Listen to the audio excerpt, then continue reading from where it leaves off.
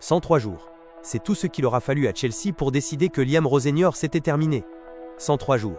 À peine le temps de voir les feuilles pousser sur les arbres londoniens. Pendant que vous regardez cette vidéo, l'entraîneur anglais est déjà en train de ramasser ses affaires à Cobham, le centre d'entraînement des Blues.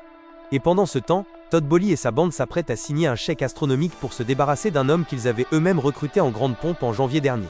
Bienvenue à Chelsea Football Club. Bienvenue dans le club le plus instable d'Europe. Restez bien jusqu'à la fin de cette vidéo, parce qu'on va tout vous décortiquer. Comment en est-on arrivé là? Combien ça va coûter? Et surtout, qui va venir sauver ce club qui ressemble de plus en plus à un bateau ivre en pleine tempête? Pour comprendre ce qui vient de se passer, il faut d'abord replacer les choses dans leur contexte. Depuis l'arrivée de Blue Co, le consortium américain mené par Todd Boehly qui a racheté Chelsea en 2022, le banc des Blues est devenu l'endroit le plus dangereux du football anglais. Non, je ne plaisante pas. Pensez-y une seconde. Thomas Tuchel, pourtant champion d'Europe avec Chelsea, remercié. Graham Potter, arrivé avec toutes les promesses du monde depuis Brighton, éjecté avec un bilan catastrophique de seulement 38% de victoire. Frank Lampard, la légende du club, appelé en pompier de service puis renvoyé. Mauricio Pochettino, qui avait réussi à redonner un peu de cohérence au groupe, partait à son tour. Et enfin Enzo Maresca, 18 mois au club, avant de démissionner. 5 entraîneurs en moins de 4 ans. Et maintenant, Liam Rosenior.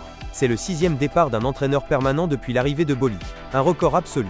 Un record honteux, même, pour un club qui se prétend être parmi l'élite mondiale. Mais revenons à Liam Rosenior. Qui est-il vraiment? Cet Anglais de 41 ans, né à Londres, a construit sa réputation d'entraîneur progressivement, loin des projecteurs. Après une carrière de joueur correct en Premier League, notamment à Fulham ou encore à Hull City, il se tourne vers le management.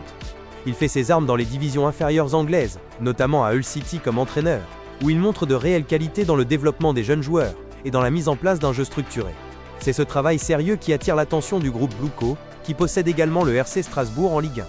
Rosenior est nommé à la tête du club alsacien à l'été 2024 et il y réalise un bon travail. Suffisamment bon pour que Chelsea décide de lui faire confiance quand Maresca claque la porte en décembre 2025. Et en janvier 2026, c'est officiel. Liam Rosenior devient entraîneur principal de Chelsea Football Club. Les dirigeants lui déroulent le tapis rouge. Le club anglais lui offre un contrat de 6 ans et demi, avec un salaire estimé à 4,6 millions d'euros par an. Todd Boehly lui donne même carte blanche pour diriger l'équipe première. 6 ans et demi. Vous avez bien entendu, c'est le genre de confiance qu'on accorde généralement aux bâtisseurs, aux entraîneurs qui viennent pour transformer un club sur le long terme. Mais comme on dit à Chelsea, les grandes promesses ont une durée de vie très courte. Alors qu'est-ce qui a cloché? Tout, ou presque. Dès ses premières semaines, Rosenior peine à trouver sa formule. Sous sa direction, Chelsea enchaîne une série terrible de 5 défaites consécutives en Premier League, sans inscrire le moindre but. Le club n'a plus marqué depuis le 4 mars, et il recule dangereusement au classement. C'est catastrophique pour une équipe qui avait des ambitions européennes claires en début de saison. Et ce n'est pas tout. Éliminé sèchement par le PSG en Ligue des Champions, l'ancien entraîneur de Strasbourg aura vécu un véritable cauchemar sur le banc des Blues. 2 défaites lourdes contre Paris, 2-5 à l'aller, 0-3 au retour. Le niveau affiché par Chelsea lors de ces rencontres européennes est simplement indigne d'un club de ce standing. Les images de joueurs dépassés, sans organisation ni combat, ont choqué l'Angleterre entière. Après la défaite 3-0 à Brighton le 21 avril, son 5e revers de suite en championnat sans marquer, Rosenior coupe lui-même une figure de plus en plus frustrée en conférence de presse. Il déclare alors « C'était inacceptable dans tous les aspects du jeu, inacceptable dans notre attitude. Je continue à défendre les joueurs, mais cette performance-là, elle est indéfendable. » Les mots d'un homme qui sent que le sol se dérobe sous ses pieds. La pression vient de partout. Des tribunes d'abord. Les supporters de Stamford Bridge, qui avaient accueilli Rosenior avec une certaine bienveillance, ne cachent plus leur mécontentement. Des sifflets, des banderoles, des messages sur les réseaux sociaux. La base demande sa tête. Mais il y a pire. Ce qui s'est passé dans le vestiaire est encore plus révélateur. Selon plusieurs médias anglais, une partie des joueurs ne partageait ni le style de jeu, ni les méthodes de travail de leur entraîneur. Dans le football moderne, quand vous perdez le vestiaire, c'est terminé. Aucun entraîneur ne résiste longtemps à un groupe qui ne croit plus en lui. Un observateur comme Sky Sports souligne que les déclarations de Rosenior après le match, promettant d'aligner uniquement des joueurs qui représentent le club de la bonne manière, suggèrent un entraîneur tentant de garder le contrôle d'un vestiaire fragilisé. Un entraîneur qui menace ses propres joueurs publiquement, c'est souvent le signe que la cohabitation est devenue impossible. Le lendemain de la défaite à Brighton, le 22 avril 2026, une réunion de crise se tient à Londres. Pendant que le groupe Chelsea profite d'une journée de repos, la hiérarchie du club se réunit pour discuter de la situation, et tranche finalement pour un changement. En début de soirée, le verdict tombe. Chelsea publie un communiqué officiel qui met fin à des semaines de spéculation. Le club déclare « Chelsea Football Club s'est séparé aujourd'hui de son entraîneur principal, Liam Rosenior. Nous tenons à exprimer notre gratitude envers Liam et son staff pour tous leurs efforts. Liam a toujours fait preuve de la plus haute intégrité et du plus grand professionnalisme. Cette décision n'a pas été prise à la légère, mais les résultats et les performances récents sont en deçà des standards nécessaires, alors qu'il reste encore beaucoup à jouer cette saison. Le bilan final de Rosseignor en 22 matchs, toutes compétitions confondues, s'établit à 11 victoires, 2 nuls et 9 défaites. Pour un club comme Chelsea, c'est largement insuffisant.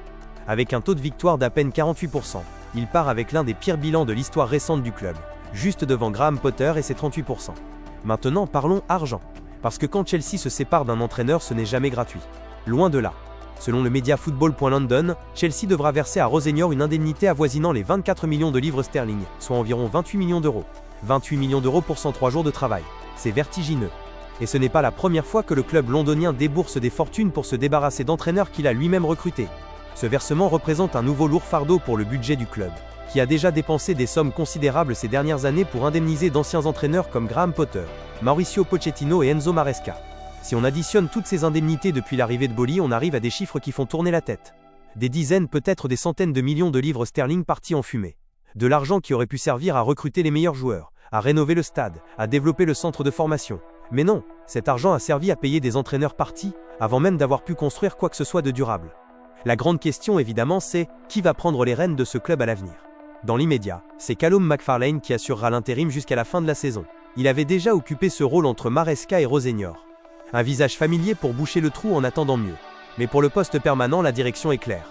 Elle ne veut plus de jeunes entraîneurs inexpérimentés au plus haut niveau. La leçon Rosseignor, et avant lui la leçon Maresca, semble avoir été retenue. Selon RMC Sport, Andoni Iraola, qui va quitter Bournemouth au terme de cette saison, est bien placé pour succéder à Rosseignor. De son côté, The Sun évoque le nom d'Oliver Glasner, l'entraîneur autrichien de Crystal Palace. Quant à Cesc Fabregas, l'ancien joueur du club actuellement à Com, son nom ne serait plus vraiment d'actualité, les dirigeants de Chelsea souhaitant un profil avec davantage d'expérience au plus haut niveau anglais. Du côté de The Sun, c'est le nom de Diego Simeone qui circule et qui serait même présenté comme le favori pour le poste. L'Argentin, figure légendaire de l'Atlético Madrid, apporterait une culture du combat et de la solidité défensive dont Chelsea a cruellement manqué cette saison. Mais attirer Simeone hors de Madrid relèverait presque du miracle. Un autre nom circule avec insistance, celui de Philippe Luis, l'ancien défenseur de Chelsea récemment licencié de Flamengo, avec qui le club londonien aurait déjà eu des discussions avant de nommer Rosseignor. Un nom qui parle aux supporters, qui connaît déjà le club de l'intérieur. Voilà.